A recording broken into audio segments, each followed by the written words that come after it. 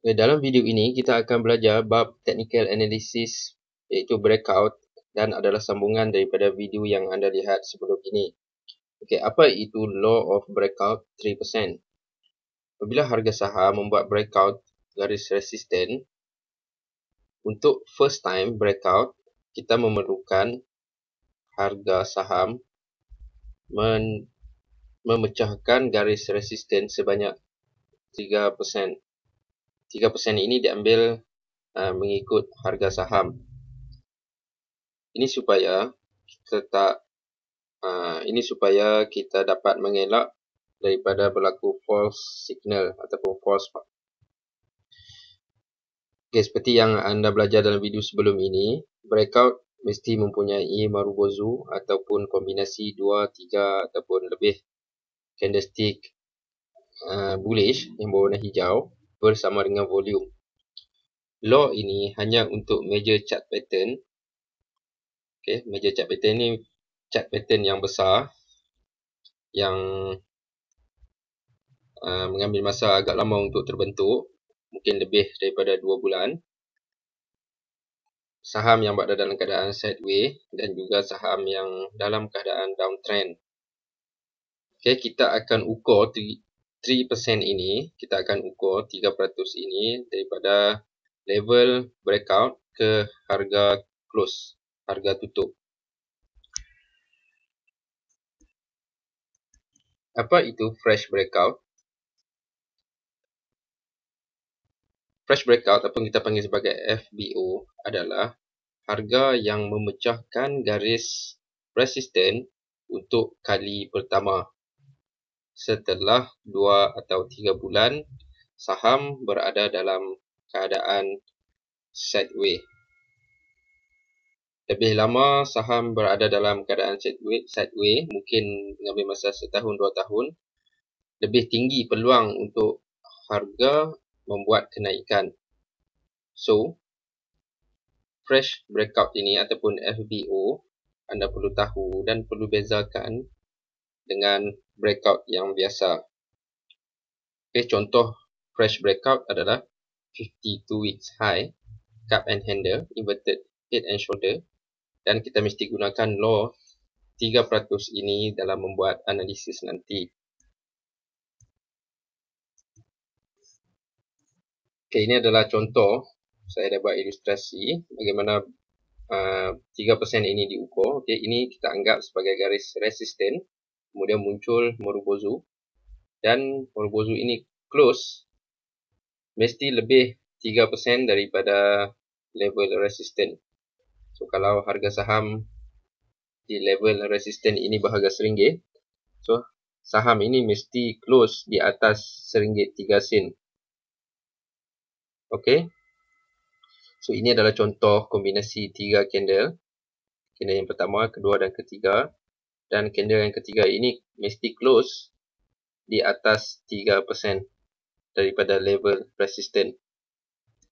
Okay, untuk false signal, okay, ini kita anggap sebagai level resisten. Kemudian harga saham close tak begitu tinggi, hanya memecahkan sedikit sahaja. Mungkin kita anggap level resisten ini pada harga RM1. Kemudian marubozu ini hanya close pada harga RM1.01. So, kurang daripada 3 sen. So, jadi kita anggap yang breakout ini adalah false breakout. Mungkin di sini kita perlu tunggu satu lagi candle bullish yang close di atas 3%. Okay, ini satu lagi contoh. Okay, ada satu candle bullish, kemudian muncul shooting star yang close di atas level resisten, tetapi harga close ini tidak melebihi 3% daripada level resisten. So, kita anggap sebagai false signal, false breakout. Yes. Bagaimana kita nak ukur? Okay, saya akan tunjukkan dalam chart. Okay, kita guna chart Kuskapi. Okay, bagaimana kita nak ukur? Saya dah tandakan ini adalah level resisten, harga tertinggi dalam tempoh setahun. Okay, kemudian harga telah buat breakout dan membuat sedikit pullback.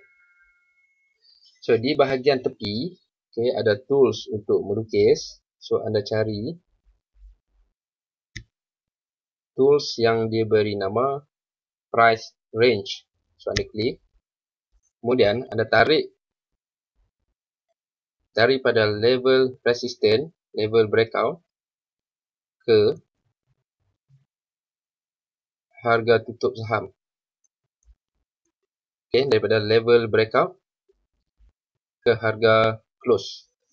So kalau contoh saham Puskapi ini fresh breakout, sebab setelah sekian lama harga berada dalam keadaan sideways lebih daripada 2 bulan, kemudian harga membuat breakout buat kali pertama, so kita panggil sebagai fresh breakout, dan harga close melebihi 4.74% daripada level breakout.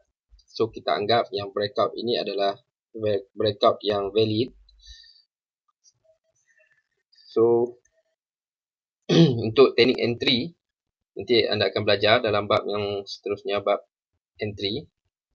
So, dalam video ini kita nak go through bab breakout. Okay, contoh yang kedua. Okay, saya dah tandakan. Okay, apabila harga membuat breakout, so kita tarik anak panah tadi, price range tadi, so daripada level breakout ke level harga close, so kita akan dapat satu percentage. Contoh dekat sini 17% dalam tempoh 117 hari. Kita tengok contoh lagi. Kemudian selama 70 hari harga berada dalam keadaan sideways. Harga membuat breakout sekali lagi sebanyak 5.3%. Kemudian harga membuat penurunan. Dan sekali lagi harga telah buat breakout. Ini adalah contoh fresh breakout.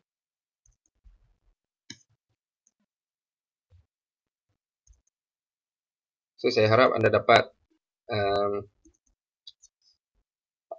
sesuatu daripada apa yang saya share ini. Anda boleh buat backtest saham-saham yang harga-harga yang sebelum-sebelum ini, untuk anda kenal pasti kawasan breakout, kawasan ataupun signal-signal yang false, supaya anda tak terperangkap terbeli di puncak nanti.